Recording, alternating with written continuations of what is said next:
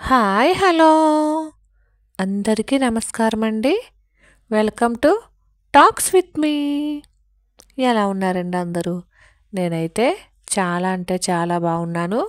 మీరందరూ కూడా ఇంకా బాగుండాలని మనస్ఫూర్తిగా కోరుకుంటున్నాను.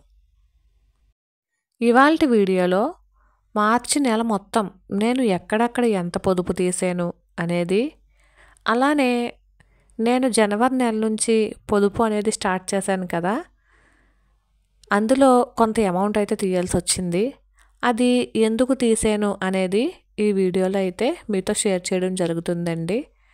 ఈ వీడియో ఎవరికైనా నచ్చినట్లయితే దయచేసి లైక్ చేయండి, అలానే షేర్ చేయండి.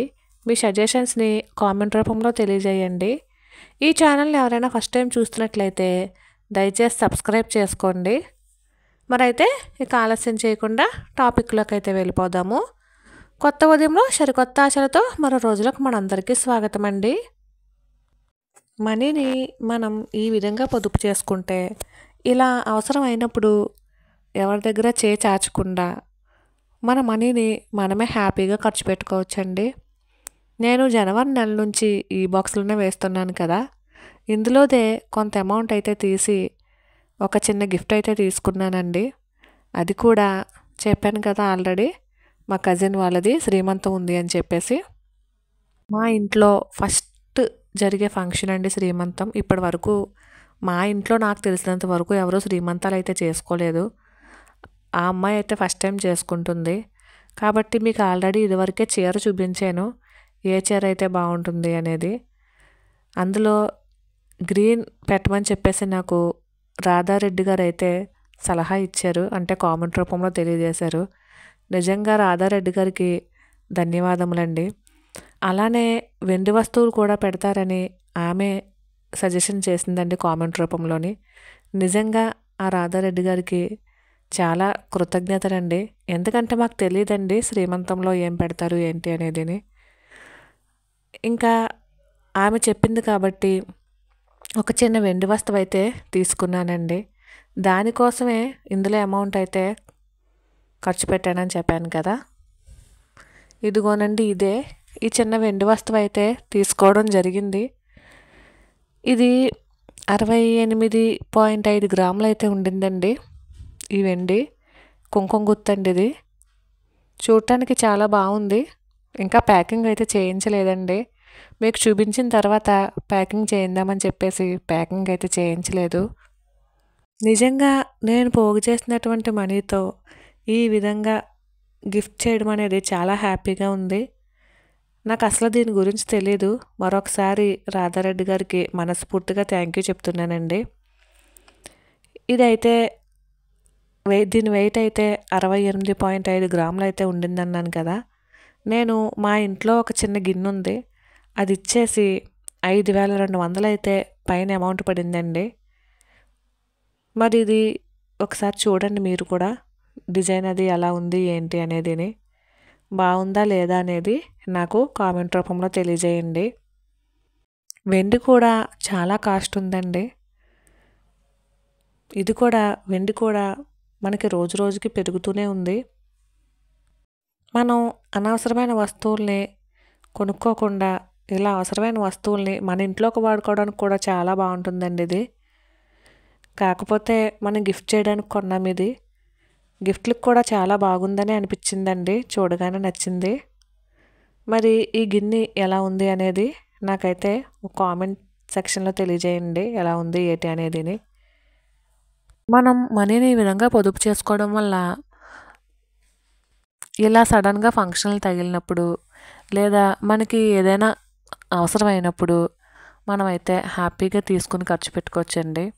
లేదా మన ఇంట్లో కూడా ఇలాంటి వస్తువులు తీసుకుంటే వెండి కూడా పెరుగుతూ ఉంది కాబట్టి ఫ్యూచర్లో ఇది కూడా మనం ఒక ఇన్వెస్ట్మెంట్ కిందే తీసుకోవచ్చు.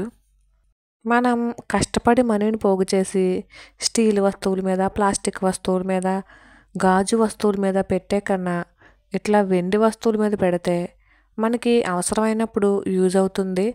అనవసరమైనప్పుడు మనకి మనీ పరంగా కూడా మనం దాన్ని రీక్రియేట్ చేసుకోవచ్చు అనేది నా అభిప్రాయం అండి. మనీని పోగు చేయడం వల్ల ఈ విధంగా మనకి అవసరం వచ్చినప్పుడు బాగా యూజ్ అవుతుంది. అదే మన దగ్గర మనీ లేదనుకోండి, దీనికోసం మళ్ళీ అప్పు చేయాల్సి వస్తుంది. ఎందుకంటే దగ్గర బంధువులు కదండి, ఏమీ పెట్టకపోతే బాగోదు అన్న ఇది ఉంటుంది కదా. సరే, మరైతే ఈ నెలలో నేను ఎక్కడెక్కడ ఎంత పొదుపు తీసాను అనేది ఒకసారి చూసేద్దామండి. ఎవరైనా సరే పొదుపు చేయాలి అనుకుంటే కంపల్సరీ మొదలుపెట్టండి. చాలా ఈజీగానే పొదుపు మనం చేసుకోవచ్చు. అందులోకి ఆడవాళ్ళకి బాగా తెలుస్తుందండి ఎక్కడ పొదుపు చేయాలి అనేది. అలానే ఉన్న దాంట్లో కూడా మన ఆడవాళ్ళు చాలా బాగా అడ్జస్ట్ అయ్యి సర్దుకుంటారు. ఆ ఉన్న దాంట్లోనే పొదుపును కూడా చేసుకోగలిగితే అది మనకి ఒక చిన్న సంపాదనే అవుతుంది. సరేనండి. ఇప్పుడైతే నేను ఈ నెలలో ఒక 3 రోజులైతే హైదరాబాద్ వెళ్ళాము. అప్పుడు పాలల్లో మిగిల్చానండి. అలానే కూరగాయల్లో మిగిల్చాను. ఇవి కాయిన్స్ వచ్చి జోబులో అండి. ఈ నెల రోజులు మనం వాషింగ్ మిషన్లో బట్టలు వేసేటప్పుడు కానీ ఉతికినప్పుడు జోబుల్లో తీస్తాం కదా, ఆ కాయిన్స్ అండి. నెల రోజులకు సంబంధించి కాయిన్స్ వచ్చాయి. అలానే నేను ఆకుకూరల్లో కూడా కాయిన్స్ మిగిల్చానండి. ఈసారి ఆకుకూరల్లో పెద్ద ఎక్కువేం మిగలలేదు. అలానే ఇవి ఫ్రూట్స్ అండ్ స్నాక్స్లో మిగిల్చినటువంటివండి. అలానే గ్రాసరీస్లో కూడా కొంచెం మిగిల్చాను. ఎక్కువేం మిగిల్చలేదండి. ఎందుకంటే హైదరాబాద్ వెళ్ళినప్పుడు మాకు కొంచెం ఖర్చు ఎక్కువే అయ్యింది. ఇదిగోండి, నేను మొత్తం మిగిల్చినటువంటి మనీ ఇదే. ఒకసారి లెక్కపెట్టి ఈ నెల అంతా ఎంత అయ్యింది అనేది ఒకసారి చూపిస్తాను. తరువాత ఈ పర్స్లో నేను మనీ పెట్టుకుంటానని చెప్తాను కదా, అంటే మనకి జీతం పడగానే ఖర్చులకని చెప్పి తీసేసి ఈ పర్స్లోనే పెడుతూ ఉంటాను. ఇందులో కూడా ఏమన్నా మిగిల్చానేమో అని చెప్పి తీస్తున్నానండి. మరీ ఎక్కువ మిగిల్చలేదు, కానీ బోర్డు పర్స్ అయితే లేదండి, బాగానే మిగిల్చాను. ఆడవాళ్ళు తలుచుకుంటే మనీని పొదుపు చేయగలరు, అలానే ఖర్చు పెట్టగలరండి. కానీ మన అవసరాలకు తగినట్టు